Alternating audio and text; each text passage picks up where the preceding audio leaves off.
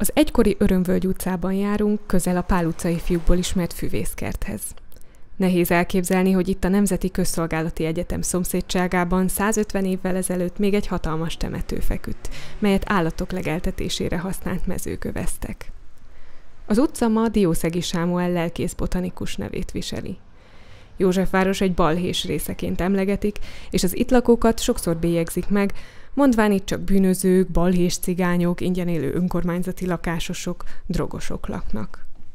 A környék nemrég a híradások középpontjába került, hisz az egyetemi kampuszt kiegészítvén használnák az utca romos, elhanyagolt épületeinek helyét. A házakat azonban most is lakják. Az ő jövőjük kétséges. Szerettem volna utána járni, amint egy 200 háztartásban valójában milyen emberek laknak. Sokan mesélték el, hogyan kerültek ilyen szerény körülmények közé. Kameránk elé végül csak Lajos állt. Ő 4 gyermekével és kutyájukkal él 25 négyzetméteren. Igazából te mutasd az utat, mert... egyenesen csak. Megyünk egyenesen, így van. Kitalálni. Hát igen. Infarktusa után kirúgták a vasúttól. Így, ahogy mondja, ideje éppenséggel van velem beszélgetni. Bár lakását és gyerekeit nem szerette volna kamera elé tárni, készséggel osztotta meg gondolatait. Kíváncsi vagyok, az ő személye mennyire illik a Diószegiről kialakult képbe. Amikor a Teleki térről ide költöztél, akkor mit tapasztaltál? Milyen volt ez a váltás? Szeretted, de mik voltak az előnyei, hátrányai? Hát a Telekiről, amikor ide átköltöztem, az katasztrófa. Nem is akartam átköltözni, mert olyan volt a környék, hogy nagyon lelkesen kerültem ezt a környéket, mert itt egyenesen az utcán nem lehetett nagyon végigmenni, mert hol egy cigit adjál, hol egy 100-ast adjál, de folyamatosan az embert megkörnyékezték ilyenekkel. Nagyon nem szeretem, tehát más világ volt az. A Teleki is, meg ez is más világ, tehát kettő között azért nagyon nagy különbség volt. Ott azért még függetlenül, hogy 8 kerület, azért sokkal nyugodtabb volt. Itt pedig azért itt bejön az ember egy olyanba, hogy hát egyenesen nem lehet végigmenni az utcán, mert folyton megkörnyékezik, az már úgy kellemetlen volt sokszor. Nem igazán szerettem ide járni. De nagyon sok idő kellett, mire megszoktam. Nagyon sok, rengeteg konfliktus is volt persze, mert az is igaz. Úgyhogy... De akkor ehhez képest javult itt a Diószeginál? Nagyon sokat. Az élet? Nagyon sokat. Tehát az évek alatt sokat javult, mert hát nem a rendőrségnek köszönhetően, hanem inkább a lakóknak, mert tulajdonképpen itt a lakók azok, akik felálltak és azt mondták, na ebből elég, akkor tegyünk valamit érte. Nem véletlen vannak kapuzárások, tehát folyamatosan zárjuk a kapukat. Pont ezért, mert a napközben azért szépen besétálgatnak az emberek, hogy nem ide valók. Különböző... Akkor most jobban biztonságban érzed magad, vagy a gyerekeidet? Igen. Kiengeded őket egyedül? Este fele még nem. Tehát van az az idő, amikor azt mondom, hogy sehova.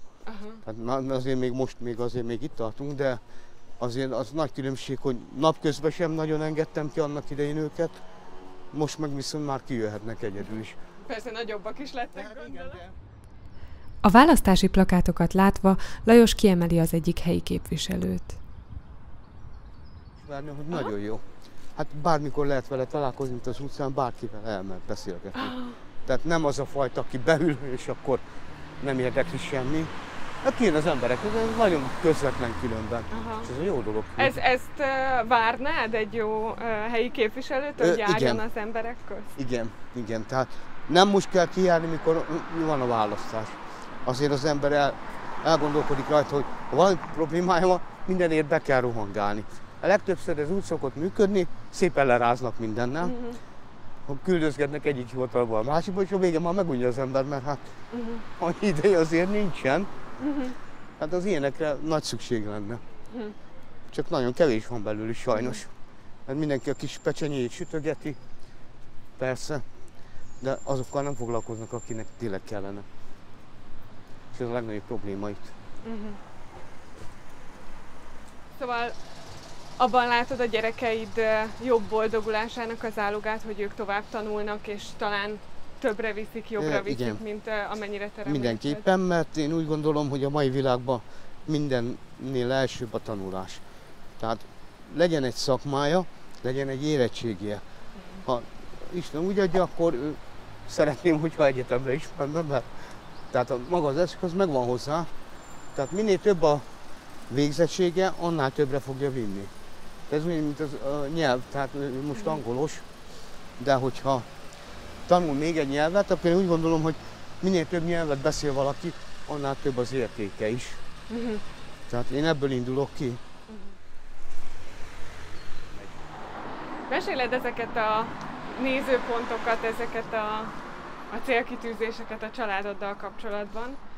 Szerinted a Diószegi utca társadalma hasonlóan gondolkozik, mint te? Milyen emberek laknak ott? Munkás emberek, a 90%-a, tehát bérből és fizetésből élők. Persze vannak különbségek, tehát vannak, akik nem odavalók, idézőjelben, tehát más kategóriák, de a túlnyomó része az bizony dolgozik. Nagyon sokat változott, tehát 20 év alatt más generáció nőtt fel.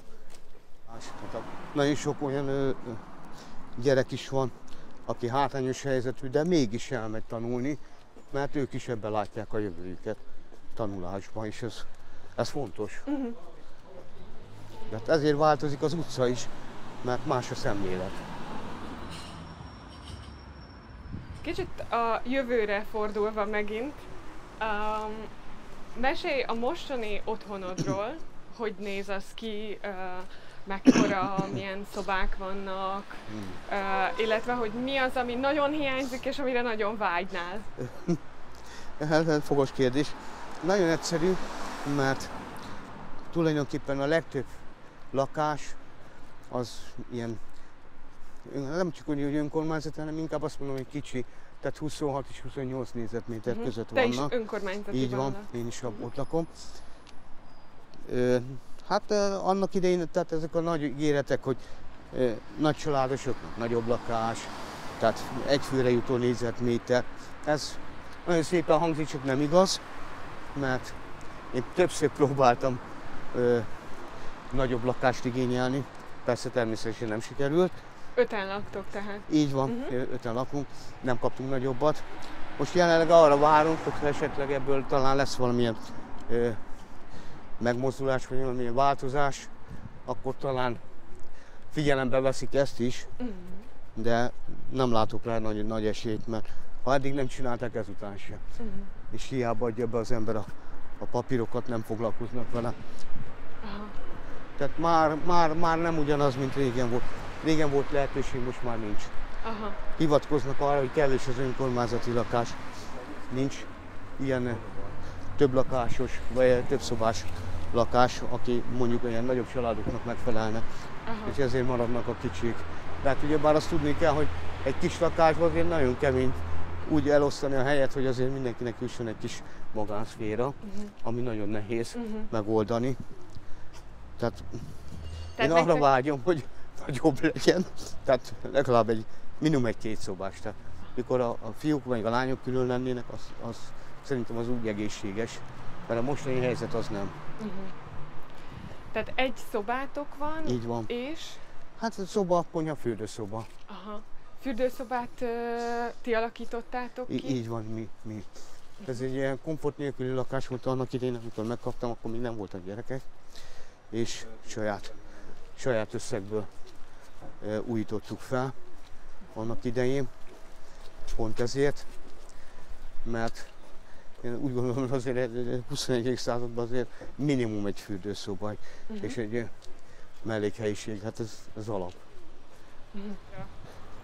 Itt laktam fiatal koromban, a sárga épületben, a 22-ben. Igen? Így van. Ott meg egyszer, melyikben? Az a sárga épület, ami a legalján le van festve sárgára. Na menjünk akkor. Része. Én ott adtam fönt a 3. emeletem, édesanyámmal.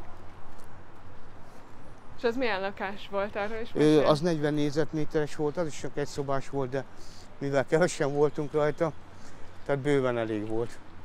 De jó nagy volt. Nagyon nagy.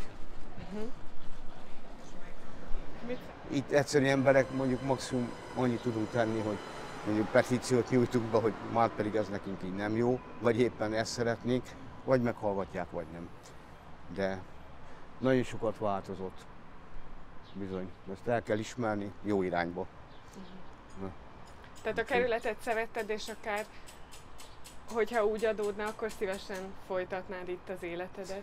Hát én már itt maradok a 8. kerületben mindenképpen, tehát én ezt már ki is jelentettem, nem vagyok hajlandó sehol elköltözni. Itt éltem le az életemet, ezután is itt szeretném.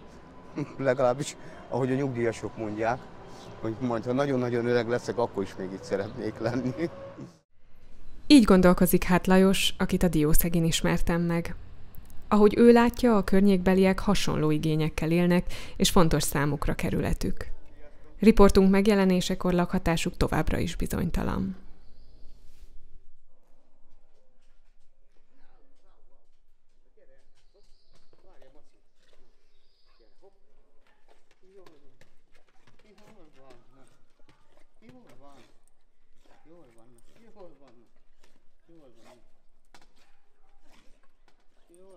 Jól van.